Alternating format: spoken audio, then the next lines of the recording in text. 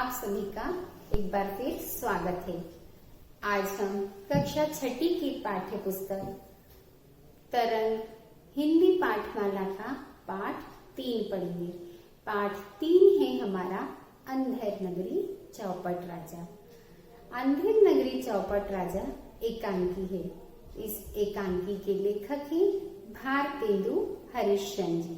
भारतेंदु हरिश्चंद्र द्वारा लिखित इस एकांकी का संदेश यह है कि लोभ में न फंसे और गुरुजनों की आज्ञा माने।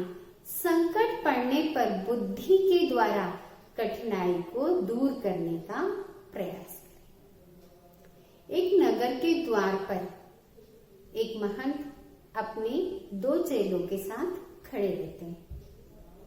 वे कहते हैं, अपने चेले से कहते हैं, नारायण दास, यह नगरी तो बहुत सुंदर दिखाई दे रही है और देखो कोई भिक्षा मिले तो अपन भगवान को भोग लगाएं और जाकर देखो।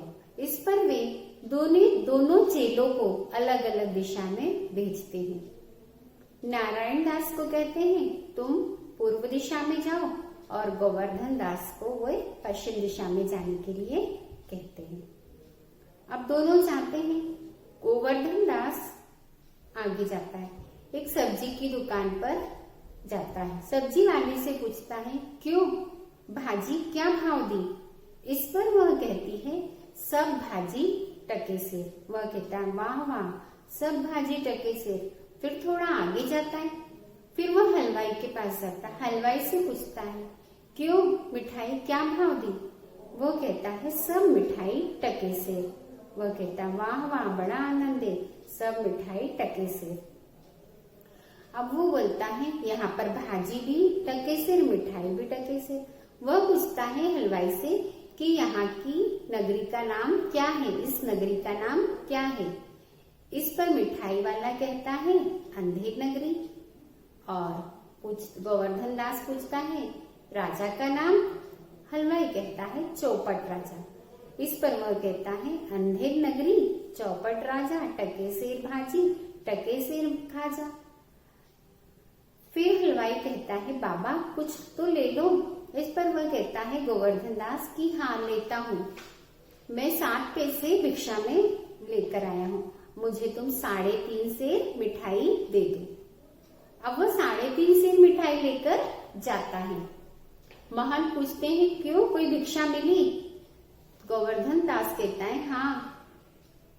महंत कहते हैं, गठरी तो बहुत भारी मालूम पड़ती है। तो कहता है, मुझे 7 पैसे भिक्षा मिली थी, मैं 3.5 सेर मिठाई लेकर आया हूँ। बोले या वो कहता है गोवर्धन दास की, यहाँ पर सब कुछ बहुत सस्ता है। गोवर्धन दास कहता है, यहाँ पर सब कुछ बहुत सस्ता है। इस पर महंत कहते हैं, हाँ मुझे नारायण दास ने बताया था कि यहाँ पर सब कुछ बहुत सस्ता मिलता है। इस पर वो गोवर्धन दास कहता है, हाँ यहाँ पर सब्जी भी टके से, भाजी भी टके से मिलती है, मिठाई भी टके से मिलती है। तो वो गोवर्धन दास कहता है, यहाँ की ये अंधेर नगरी चौपट राजा है और टके से भाजी और टके से खाजा है। इस पर महंत कहते हैं कि हमारा यहाँ रहना ठीक नहीं, यहाँ के लोग अच्छे नहीं हैं, हमारे लिए यह जगह ठीक नहीं है। महंत कहते हैं, मैं तो यहाँ एक क्षण भी नहीं रुकूंगा।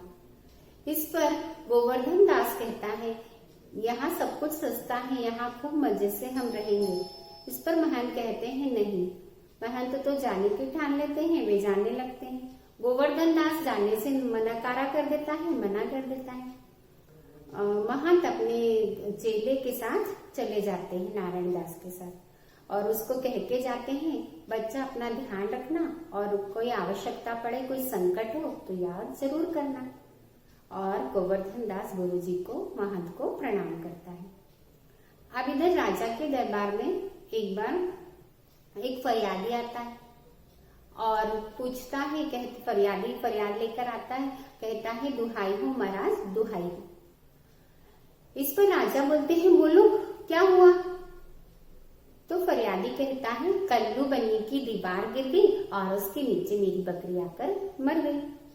राजा कल्लू बनिए को बुलाते हैं। कल्लू बनिया से कहते हैं क्यों रे बनिए, तेरी दीवार के नीचे इसकी बकरी आकर मर गई।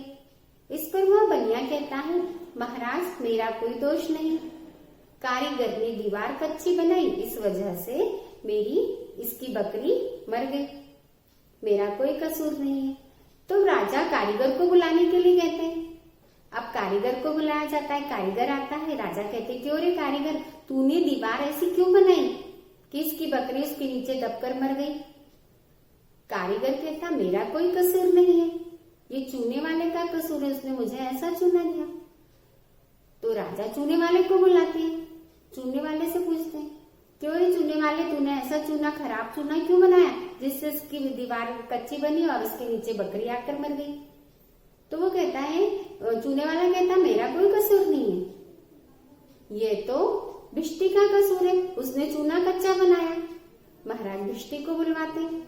अब राजा भिष्टी को बुलाता है तो पूछते हैं भिष्टी से क्यों भिष्टी, तूने ऐसा चूना क्यों बनाया कि इसकी दीवार गिर गई और बकरी मर गई।